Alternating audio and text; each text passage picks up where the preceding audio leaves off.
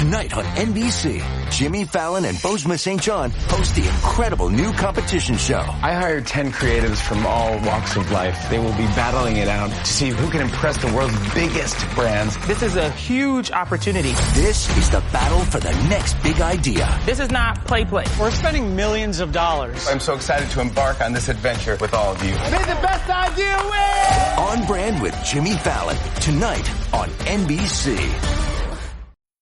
Hey business owners, we know you know the importance of maximizing every dollar. With the Delta SkyMiles Reserve Business American Express card, you can make your expenses work just as hard as you. From afternoon coffee runs to stocking office supplies and even team dinners, you can earn miles on all your business expenses. Plus, you can earn 125,000 bonus miles for a limited time through October 29th. The Delta SkyMiles Reserve Business Card. If you travel, you know. Minimum spending requirements and terms apply. Offer ends October 29th, 2025.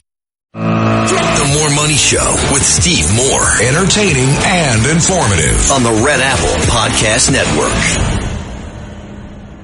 That was Donald Trump promoting my book. How cool is that? Get the book, by the way. It's called The Trump Economic Miracle. And what we've seen so far this year, and as we saw in his first term, was an economic miracle. Incidentally, in our hotline, I hope you get our hotline every day. Just go to unleashprosperity.com and get it for free. It costs you nothing. But we talked about how, Trump would have been reelected in 2024 had it not been for COVID. Obviously, I mean, the economy was booming until COVID hit. And, one of the things that about COVID that is, as we still look at the after effects of this, is that most countries have not gone back to the level of freedom they had before COVID and the lockdowns. And I happen to believe that the lockdowns that happened under COVID were one of the greatest abuses of power by government in the United States and around the world. Maybe in modern times. Never have we seen anything like this where the government shut down schools, shut down churches, shut down businesses, shut down restaurants, shut down parks. I mean, it was amazing. And incidentally, that's relevant to what's happening right now because Chuck E. Schumer has shut down our government and our non-essential services. So if you wanted to go to a park or if you wanted to go to some of the government offices, they're closed down. Thank you, Chuck E. Schumer. And for what? For what? So we can get health care for illegal immigrants? None of this makes any sense. I'm angry about it, frankly, folks. It is the Schumer shutdown. And if you think I'm wrong about that, call in. Come on, 1-800-848-9222. We have one or two open lines. And let me know. Let me know why you think Trump is responsible for this lockdown.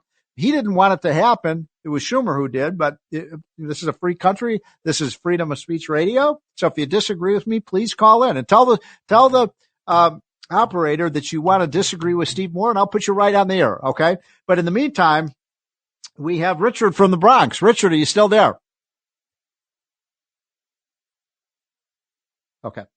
Oh, we have never mind, Richard, I got to put you on hold because one of my favorite congressmen is on the air with us, French Smith from the great state of Arkansas, and he is the chair of the Financial Services Committee. He's been a longtime friend. And Congressman, thank you so much for joining. Steve, it's great to be with you here on day 4 of the Schumer shutdown. So I want to get into that with you for sure. But before we get to that, I want to tell you, French, that when we have a new website called votewithyourfeet.net. And a lot of our listeners are very familiar with it. And you can go to the map on votewithyourfeet.net and you can click on any 2 states. It'll show you where people are going to and where people are, traveling from. And one of the things I wanted to tell you about this is Arkansas, for the first time in a long time, is actually importing people from New York and California. In other words, more people are moving from California to Arkansas than from Arkansas to California. And more people are moving from New York to Arkansas than from Arkansas to New York. You got a little boom going on there in Arkansas. Well, it's a fantastic state. It's right in the center of the country. It's convenient, coast to coast. We have a great governor in Sarah Sanders who's doing a marvelous job cutting taxes, cutting regulation, making the business environment a lot better. And, for 30 years starting really with Huckabee 1 back in the 90s, Mike Huckabee, our current governor to Israel, we began shrinking the size of government. We formed Arkansas Policy Foundation, And you see the benefits now. And so I invite all your listeners, if you're looking for a low-tax, easy place to do business, come to Arkansas. Well, especially if New York City elects a socialist. I think you're going to see a lot of people leaving New York. I mean, we laugh about it, but it's sad because so many of our listeners are in the New York area, listening to WABC. And Arkansas is a free market, free enterprise, pro-freedom state. You know, one of the first people to come seek freedom here from New York was Winthrop Paul Rockefeller. One of the really? Rockefellers. Yes, he came in 1953 and built a fortune here, and his grandchildren live and thrive here. And he was one of the most famous first New Yorkers to escape the city, and that was, of course, 65 years ago plus. Well, that's an amazing story. And, of course, Arkansas, everyone knows Arkansas is was the home of Sam Walton and Walmart, and a lot of the Walton family still lives in Arkansas, do they not?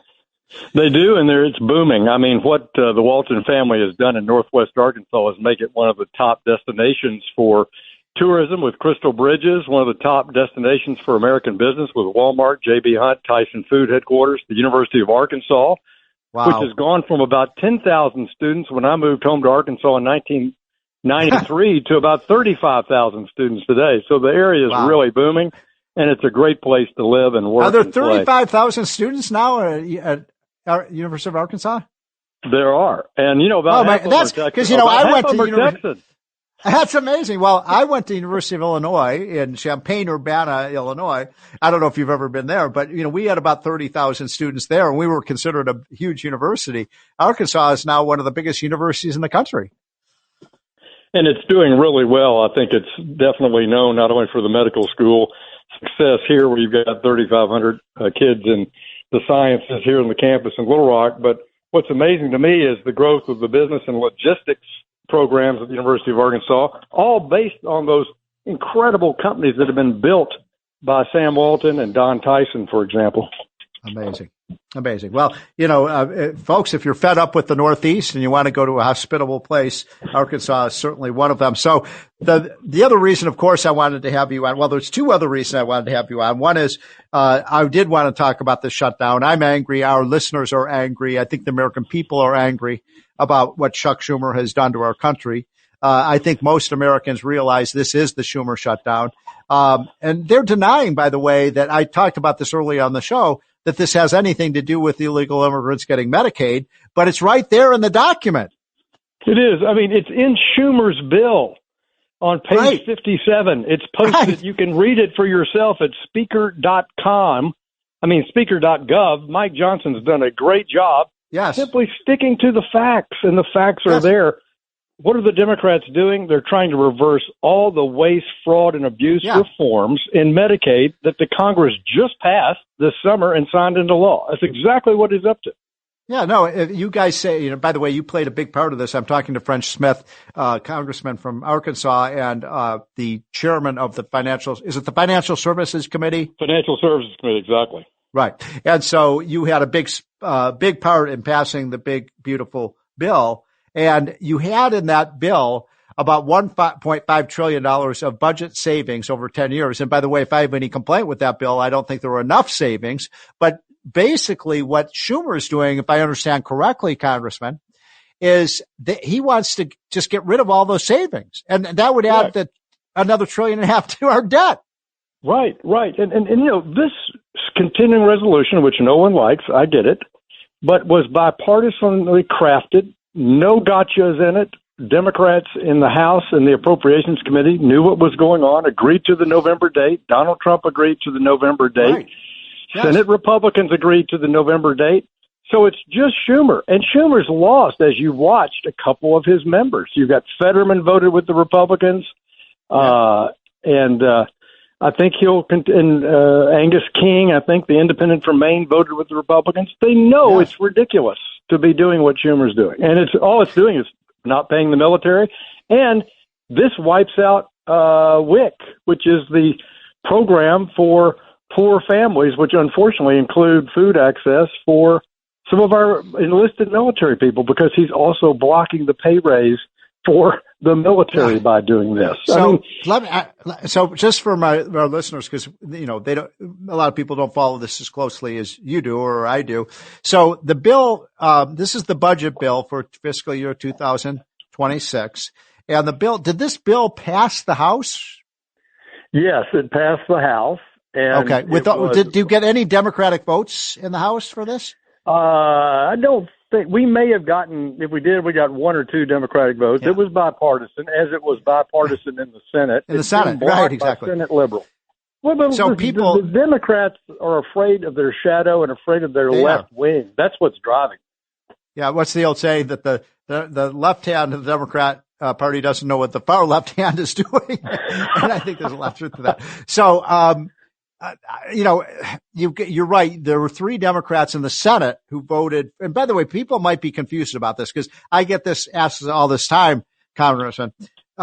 People say, well, wait a minute. The Republicans run the House and the Senate and the presidency. So how can the government be shut down if it's not the Republicans' fault? And I have to always remind people that in the Senate, it takes 60 votes to pass a budget, and the Republicans only have 53 in the Senate. So this is how Schumer, isn't that correct? That's how Schumer has stopped the bill. Right. Schumer is stopping it by denying votes for cloture, which is to stop the filibuster to bring the bill to the floor. So what he's done is he's blocked the procedure to bring the Republican clean CR to reopen the government to the floor.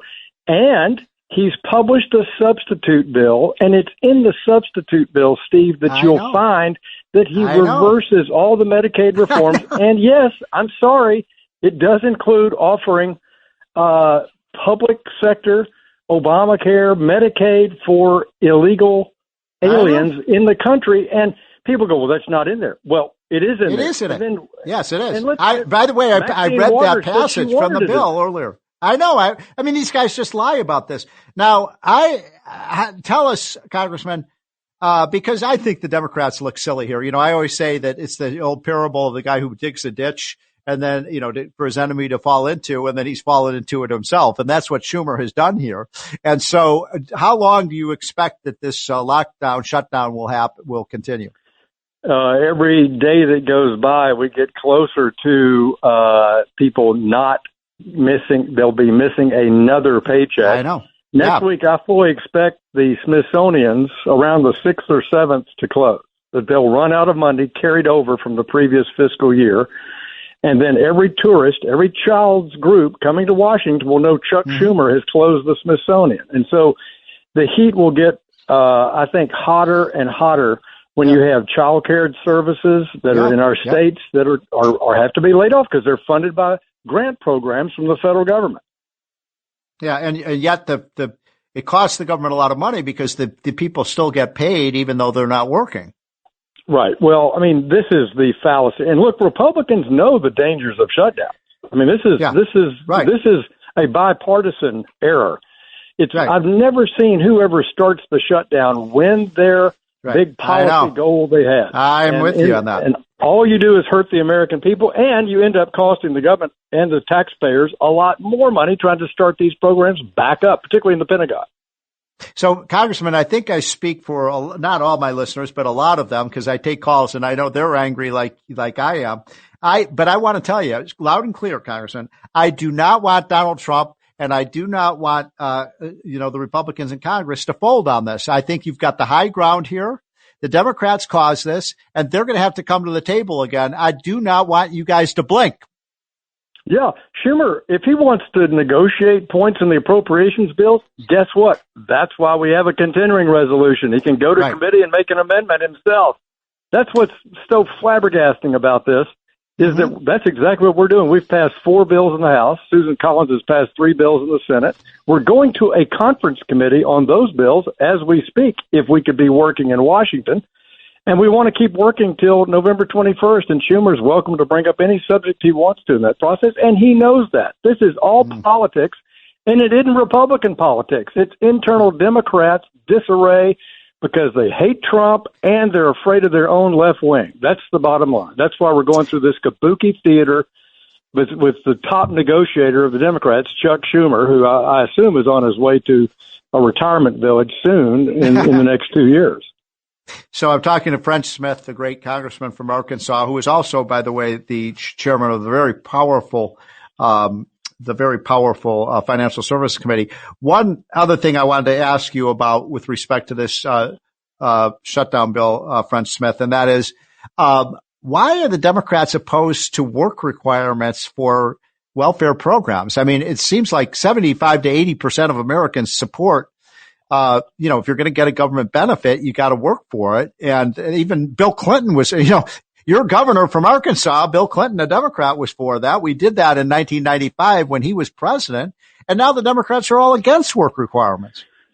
Well, it's been a terrible swirl down the toilet for Democratic policymaking in the past 30 years. They also were for a secure border. They also were against giving health care and other benefits to illegal aliens crossing that border in the 90s. And they were absolutely for work requirements as a way to encourage able-bodied people not in poverty, that are not caring for a child, that are not disabled, not caring for a disabled child, to have a modest work requirement. How modest is it? 20 hours a week. You have to volunteer, you have to be in school, or you have to work 20 hours a week in order to be eligible for Medicaid. I don't think that's a heavy lift. It sure is. And talking to French Hill, the great congressman from Arkansas. Now, I would love to, if you've got a couple minutes, Congressman, I'd love to ask you about the financial service regulation sector, because, the name of this show is More Money, how you can make more money. And you have a lot of say over the financial sector of our economy. What are you working on? What are some of your top priorities on that committee? Access to capital is number one. We want entrepreneurs and businesses in this country to have more choice in getting capital at lower prices. And we're doing it in three big ways. First, we're expanding crowdfunding, where people without government bureaucracy can raise money from friends and family. We're doing it by lowering the cost of being a public company so that we can encourage more companies at lower stages to go public. Well, let me just stop you right there, French Hill, because that is a big priority of mine in our group, Unleash Prosperity. We're seeing, these statistics, but the number of companies that are going public has really declined dramatically. And that means, people who, if you've got, 401k plans and so on, there's less and less companies to invest in. How are we going to encourage, what do we need to do to encourage more companies to be able to go public? Because, some of these regulations that were passed by the Democrats in past years have really caused companies not to want to go public. Yeah, this is right. There are half as many public companies than when I graduated from Congress. Unbelievable. College. And then one of my amazing statistics, when I was campaigning to be elected by the Republicans in the House to be the chairman of the Financial Services Committee, I asked a trick question to the group, Steve. It's not like who's buried in Grant's tomb. I said, how many stocks are in the Wilshire 5000 index? I know 5,000. 3,700. We don't have enough companies that qualify for the Wilshire 5000 index. Oh, wait, hold on. So say that again. So you're saying there are not 5,000 companies in the Wilshire 5000? Not anymore. We only have 3,700 that qualify. I did not know that. I did not know that. And so what we're trying to do is lower the cost of doing the accounting, publishing for quarterly statements, annual statements. The proxy has been turned into a socialist warfare activity. In 1980, the Procter & Gamble proxy was 15 pages. It's closer to 300 pages now. It's been turned into this politically correct warfare of people trying to get Procter & Gamble to do crazy stuff like disclose what their DEI policy is or how they're stopping climate change or whatever. So we're trying to do it through documentation. We're trying to do it by raising the market cap for an emerging growth company so that more and more smaller companies can go public instead of waiting so long. We have this will be a record year for IPOs this year. That is the best news I've heard in a long time because we've seen such a decline in IPOs. Mostly in tech. By the way, I'm talking to French Hill, who is with the Financial Services Committee and one of the smartest guys I know on Capitol Hill dealing with these issues. One of the issues with respect to companies going public, too, is some of the liability requirements put on people on the boards. And I think this was part of Sarbanes-Oxley or some of these previous and so are you doing anything about that? Yeah, well, one of the biggest increases in risk is when the far left lobbies the Securities and Exchange Commission, lobbies Congress to put pressure on corporations to make disclosures that are not material, like in climate. And if you start disclosing things that are not material, you're putting that board at risk for misleading investors, and it's not material to the financial statement. So we're trying to go back to the basics on that. I think, again, our states have got to embrace tort reform. I mean, most of our advertising in Arkansas is not pharmaceutical advertising. It's trial lawyer advertising. So we're trying to do it that way as well. And then over in the banking sector, I've got a program that I started the day I became the chairman called Making Community Banking Great Again.